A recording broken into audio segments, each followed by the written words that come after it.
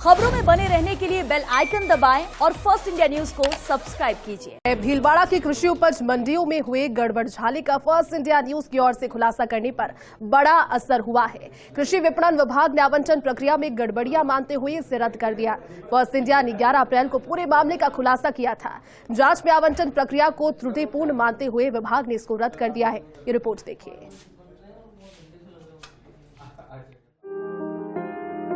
भीलवाड़ा जिले की कृषि उपज मंडियों में चल रही भूखंड आवंटन की गड़बड़ कार्य प्रणाली को रोक दिया गया। कृषि विपणन विभाग ने मंडियों में भूखंड आवंटन की प्रक्रिया को रद्द करने के आदेश जारी किए। इसके लिए अब नए सिरे से प्रक्रिया शुरू की जाएगी।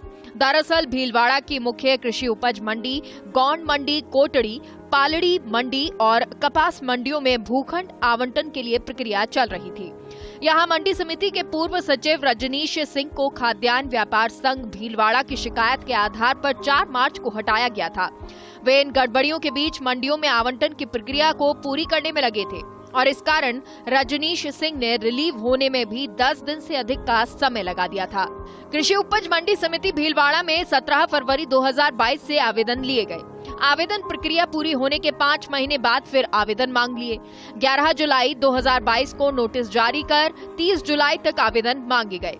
आरोप ये कि चहेतों को शामिल करने के लिए 5 माह बाद आवेदन लिए गए। पालड़ी नवीन मंडी यार्ड में 414 भूखंडों के लिए 9 सितंबर 2022 को आवेदन लिए गए। सरकार के नियमों में गौंड मंडी बनी रही। इससे पहले ही आवंटन के फॉर्म लिए। 9 नवंबर 2022 को कपास मंडी में 4 बड़े भूखंड आवंटन के लिए नोटिस जारी किया।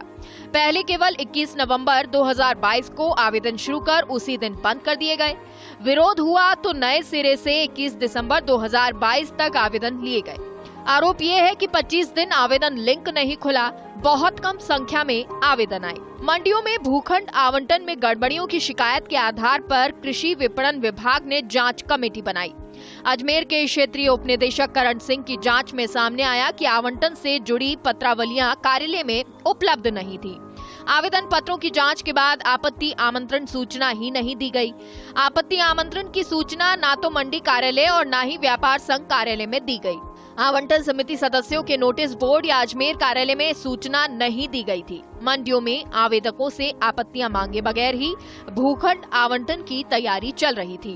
मंडियों में भूखंड आवंटन में गड़बड़ियों का फर्स्ट इंडिया ने खुलासा किया था।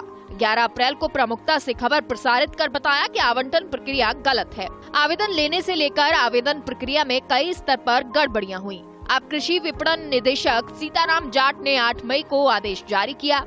इस आदेश के जरिए भीलवाड़ा की इन सभी मंडियों की आवंटन प्रक्रिया निरस्त की गई। सभी मंडियों में भूखंड आवंटन की प्रक्रिया नए सिरे से शुरू की जाएगी। Kashiram Chaudhary, first India news, Jaipur. तो देखिए, इस तरह से फर्स्ट इंडिया न्यूज की खबर का बड़ा असर हुआ है, बड़ा इम्पैक्ट। भीलवाड़ा की मंडियों में भूखंड आवंटन की प्रक्रिया को निरस्त किया गया है। भीलवाड़ा की मंडियों में आवंटन में गड़बड़ियों के आरोप थे और आवेदन प्रक्रिया से लेकर आपत्तियां नहीं मांगने संबंधी ये सभी आरोप, लेकिन विभागीय जांच कमेटी ने प्रक्रिया में गड़बड़ियां स्वीकार की। आपको याद होगा कि फर्स्ट इंडिया न्यूज ने 11 अप्रैल को उस पूरे मामले का खुलासा किया था। हमने बताया था कि जांच कमेटी को आवंटन की पत्रावलियां कार्यालय में मिली ही नहीं, जबकि आवेदन पत्रों की जांच के बाद आपत्ति आमंत्रण की सूचना ही नहीं दी गई। आवेदकों से आपत्तियां मांगे बगैर ही भूखंड आवंटन करने की तैयारी की गई। लेकिन इस खुलासे के बाद कृषि विपणन विभाग ने 3 सदस्यीय कमेटियों को गठित किया। कृषि प्रमुख सचिव दिनेश कुमार के निर्देश पर इन गड़बड़ियों की जांच की गई और अब नए सिरे से आवेदन लेकर नियमानुसार आवंटन के निर्देश फिर से दिए गए। तो देखिए, लगातार इस तरह की बातें जो कि जनता से जुड़ी हुई होती है लेकिन सभी के ध्यान से दूर रह जाती है। फर्स्ट इंडिया इस सामाजिक जिम्मेदारी को समझते हुए आप तक इन चीजों को लेकर आता है। और हमारे साथ में सहयोगी काशुराम न्यूज रूम से लाइव जुड़ गए। काशुराम, भीलवाड़ा की मंडियों में भूखंड आवंटन की जिस प्रक्रिया को लेकर 11 अप्रैल को फर्स्ट इंडिया ने सबसे पहले सेंस किया था कि कुछ तो इसमें गड़बड़ चल रही है, आपने पूरी रिपोर्ट तैयार की और उसमें पाया गया, और अब ये स्वीकार करते हुए विभाग की ओर से कि गड़बड़ियां तो थी, उसको निरस्त किया गया है। एक बड़ा इम्पैक्ट हुआ है। काशुराम, क्या जानकारी इस पर? जी निश्चित रूप से देखिए, हमने एक खुलासा किया था कि किस तरह से भीलवाड़ा की जो मंडियां हैं, जिनमें कि चाहे मुख्य कपास मंडी हो, चाहे पालड़ी मंडी जो कि एक नई मंडी बनाई जा रही है, और दूसरी तरफ चाहे वो कपास मंडी हो, इन सभी तीनों मंडियों में जो भूखंड आवंटन की प्रक्रिया चल रही थी वो अलग अलग स्तर पर चल रही थी और इसमें गड़बड़ियों की शिकायतें मिल रही थी।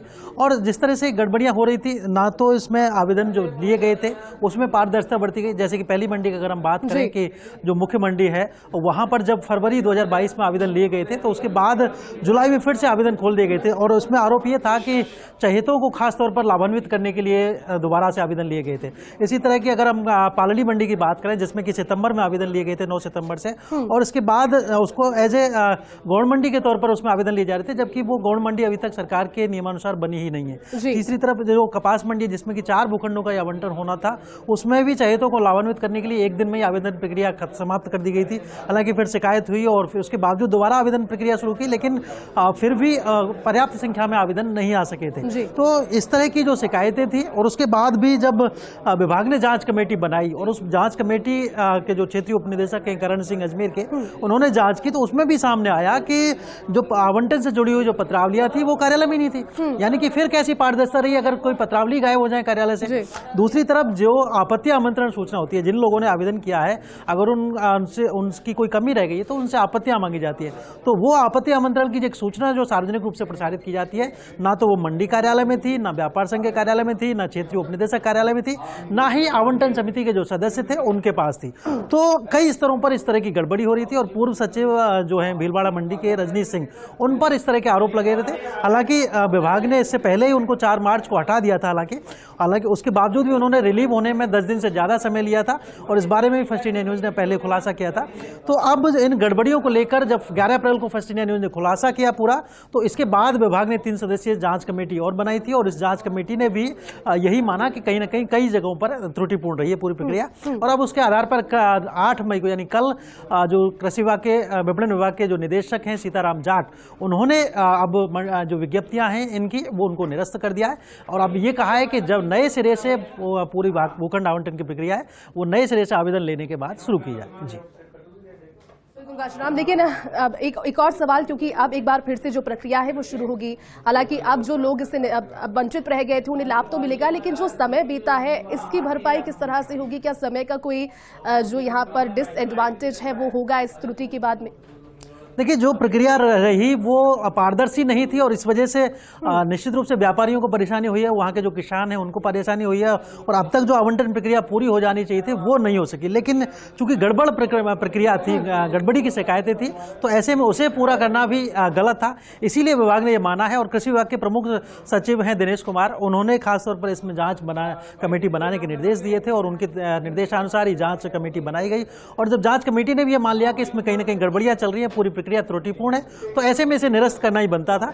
और अब विभाग नए सिरे से पूरा आवेदन लेकर के और इसे फिर आवंटन प्रक्रिया शुरू करेगा, तो कहीं ना कहीं पारदर्शी तरीके से ये पूरा हो सके और समय से पहले समय पर यह समयबद्ध तरीके से पूरा हो सके, इसके लिए विभाग के स्तर पर प्रयास किए जाएंगे। जी बिल्कुल काशीराम, तो फर्स्ट इंडिया की न्यूज़ का एक और बड़ा असर हुआ है। बहुत बहुत शुक्रिया हमारे साथ जुड़ने के लिए, पूरी बातचीत के लिए।